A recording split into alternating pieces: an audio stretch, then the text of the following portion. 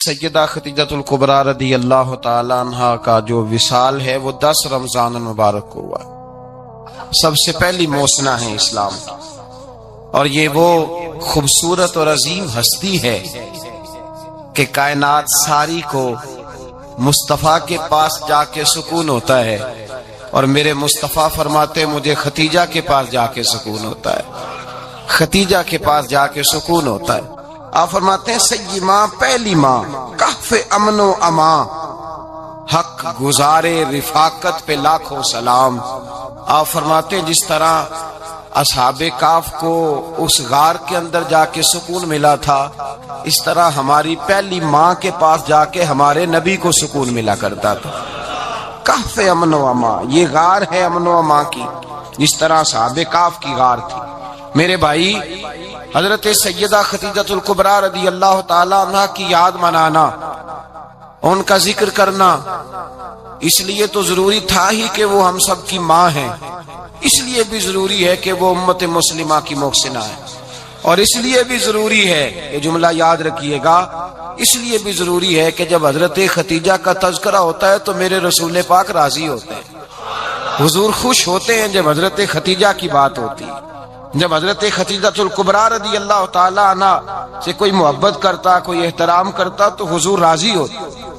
پہلی موسنہ قرآن مجید سورہ احزاب کی آیت نمبر 6 میں اللہ کریم نے فرمایا النبی اولیٰ بالمؤمنین من انفسہم، یہ نبی مومنوں کی ان کی جانوں سے بھی زیادہ مالک ہے، وازواجہ امہاتہم، اور فرمایا نبی پاک کی ازواج مومنوں کی مائیں ہیں۔ حضرت خدیجۃ الکبریٰ رضی اللہ تعالی عنہ پہلی ماں ہے مومنوں کی۔ حضرت خدیجۃ الکبریٰ رضی اللہ تعالی عنہ اس دور کے اندر جس دور میں ابھی اسلام نہیں آیا تھا، ابھی پردے کے احکام نہیں آئے تھے، ابھی عورتوں کے بارے میں وہ سارے احکامات نازل نہ ہوئے تھے جس کی پابند ایک مسلمان خاتون ہوتی ہے، اس زمانے میں بھی حضرت خدیجۃ الکبریٰ پردے کی پابند تھی۔ اس دور کے اندر بھی حضرت خدیجۃ الکبریٰ سچ بولا کرتی، اس دور کے اندر بھی جناب خدیجۃ الکبریٰ کے مزاج میں نفاست تھی، بہت بڑے تاجر کی بیٹی تھی، بہت بڑے، اور باپ کے انتقال کے بعد حضرت خدیجہ نے خود تجارت سنبھالی، خود۔ یہ کیسی تاجرہ ہیں جو کبھی گھر سے باہر نہیں نکلی، یہ کیسی تاجرہ ہیں جنہوں نے کبھی جا کے کسی آدمی کے ساتھ گفتگو نہیں کی، یہ کس قسم کی تجارت پیشہ خاتون ہے جو کبھی مارکیٹ اور بازار نہیں گئیں، لیکن مکے میں جن کا مال سب سے زیادہ بکتا تھا وہ حضرت خدیجۃ الکبریٰ ہے۔ وہ کسی شخص کا تعین کرتی، کہتی سرمایہ میں لگاؤں گی، محنت تو کرے گا، اور وہ ڈیل بھی جب ہوتی نا، اس شخص کے ساتھ گفتگو ہوتی تو وہ بھی ڈائریکٹ حضرت خدیجہ نہ کرتی، بلکہ آپ کی ایک خادمہ تھی حضرت نفیسہ، بعد میں وہ مسلمان ہوئی، ان کی ذمہ داری ہوتی، وہ خاتون جا کر اس آدمی سے گفت و شنید کرتی۔ حضرت خدیجہ کا مال لے کے لوگ جاتے مکے میں، جب سب لوگوں کا نقصان ہوا نا جس سال، جناب نفیسہ کہتی ہیں جس سال سارے مکے والوں کا مال ڈوب گیا، حضرت خدیجہ کو اس سال بھی اللہ تعالیٰ نے 11 گنا نفع عطا فرمایا، اس سال بھی بڑا نفع دیا، حالانکہ تجارت کے ساتھ نہیں، ابتدا اسلام میں۔ اور پھر عجیب بات یہ ہے کہ 2 دفعہ شادی ہوئی، 2 دفعہ بیوہ ہوئی، 2 دفعہ شادی ہوئی، 2 بیٹے تھے حضرت خدیجہ کے۔ نبی پاک صلی اللہ علیہ وسلم سے قبل آپ کے 2 بیٹے تھے، ہند اور حالہ، دونوں مسلمان ہوئے، دونوں حضور کے صحابی ہوئے، 2 شہزادے تھے حضرت خدیجہ کے، 2 دفعہ پہلے شادی ہوئی، دونوں خامد انتقال کر گئے، عرب کے بڑے بڑے، اور حضرت خدیجہ بنو قریش میں سے ہیں، 3-4 نسلیں اوپر جا کر ان کا خاندان نبی پاک صلی اللہ علیہ وسلم کے ساتھ مل جاتا ہے۔ حضرت خدیجہ کا 2 دفعہ نکاح ہوا، آپ بیوہ ہو گئی، دونوں دفعہ خامد وصال کر گئے۔ بڑے بڑے مکے کے سرداروں نے پیغام نکاح دیا، حضرت خدیجہ خاموش رہی، نکاح نہیں کیا، لوگوں نے بڑی وجوہات بیان کی، الگ الگ باتیں لکھی۔ شیخ محقق شاہ عبدالحق محدث دہلوی فرماتے نہیں، اصل بات اور تھی۔ عرب کے اندر سال کے بعد عورتوں کا ایک میلہ لگتا تھا خانہ کعبہ کے پاس، صرف عورتیں اکٹھی ہوتی تھی، میلہ لگا ہوا تھا۔ ایک تورات جاننے والا یہودی عالم بھی آیا ہوا تھا، وہ بیویوں کے مجمع پہ نظر ڈال کے کہنے لگا بیویوں، مرد کا کام تو کوئی نہیں عورتوں کے مجمع میں بات کرنا، لیکن میں تمہیں ایک پیغام دینے لگا ہوں، اللہ کے آخری رسول جو مکے میں پیدا ہونے والے ہیں ان کے آنے کا وقت قریب آ گیا ہے. وہ بی بی بڑی خوش نصیب ہوگی جنہیں ان کی رفاقت ملے گی. عورتوں نے جب دیکھا کہ مرد آ گیا عورتوں کے میلے میں تو انہوں نے ڈانٹا جھڑکا کہا چل اٹھا اپنی کتابیں اور نکل جا. حضرت خدیجہ کہتی ہیں باقیوں نے ڈانٹا پر میں نے بات پلے سے باندھ لی. میں نے پلے سے باندھ لی اور میں انتظار کرنے لگی کہ اللہ کرے وہ نصیب میرے ہی ہو, اللہ کرے مقدر میرا ہی کھلے. آپ فرماتی میں تسبیح پڑھتی, درود پڑھتی, میں اس زمانے میں جو اللہ کا ذکر جس طرح ہوتا تھا وہ میں شروع کرتی, اور جب فارغ ہوتی تو میں التجا کرتی کہ اللہ میرے نصیبے کھول دے.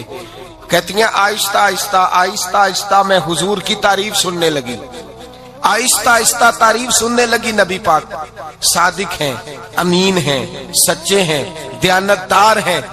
اس برے اور میلے معاشرے میں بھی وہ سب سے اعلیٰ بھی ہیں اور سب سے اجلے بھی ہیں, وہ سب سے پاکیزہ ہیں. میں سننے لگی تعارف, آہستہ آہستہ میں ان کی گرویدہ ہونے لگی.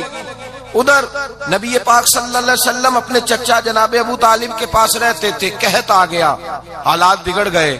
حضور سید عالم صلی اللہ تعالی علیہ وسلم سے چچا کہنے لگے بیٹے اگر مال تجارت لے کے شام جاؤ تو بڑا نفع کماؤ گے, ہمیں ضرورت بھی ہے, اور اگر ہو سکے تو ختیجہ کا مال لے کے جاؤ. اور نبی پاک نے کہا چچا میں نہیں کہوں گا کسی سے جا کے, میں نہیں کہتا کسی سے جا کے, جو میرے نصیب میں ہوگا میرا رب خود عطا فرمائے گا, میں نہیں کہوں گا.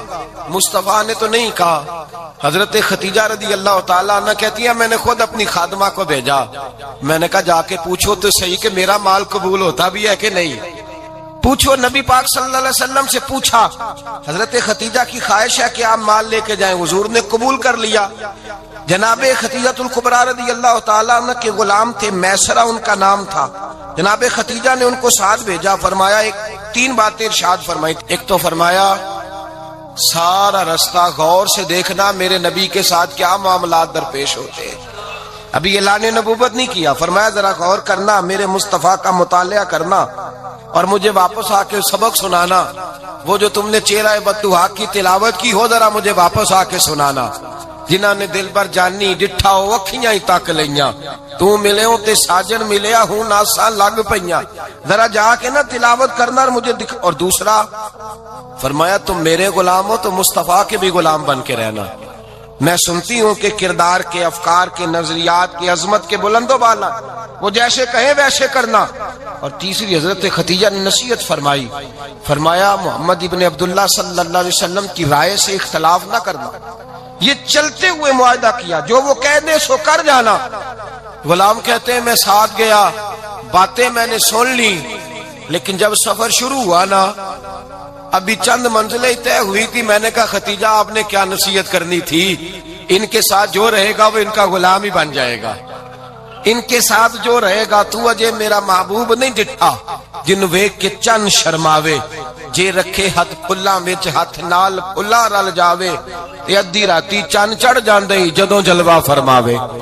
مایا جو بھی ساتھ رہتا غلام ہو جاتا. میسرہ کہتے میں گیا, تجارت شروع ہوئی. کہتے ہیں نبی پاک صلی اللہ علیہ وسلم جب منڈی میں پہنچے تو لوگ قسمیں اٹھا اٹھا کے مال بیچ رہے تھے. اللہ کے محبوب جب گئے نا تجارت کرنے تو ایک آدمی کہنے لگا چلو معاذ اللہ بتوں کے نام تھے لات و منات, کہنے لگا لات کی, عزا کی, منات کی قسم اٹھاؤ. تو نبی پاک فرمانے لگے ان کی قسم اٹھاؤں جن کا میں نام لینا بھی پسند نہیں کرتا. ابھی اعلان نبوت نہیں کیا. اور فرمایا ویسے بھی میں قسم دے کے مال نہیں بیچتا, خریدنا ہے تو خریدو, نہیں خریدنا تو نہ خریدو.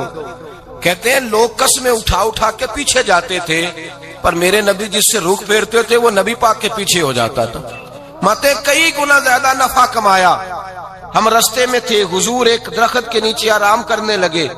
ایک عیسائی راہب غار میں بیٹھا تھا, نکل کے آ گیا. مجھ سے کہنے لگا مجھے وہ جانتا تھا. میں سرا یہ کس کو ساتھ لائے, یہ کون ہے؟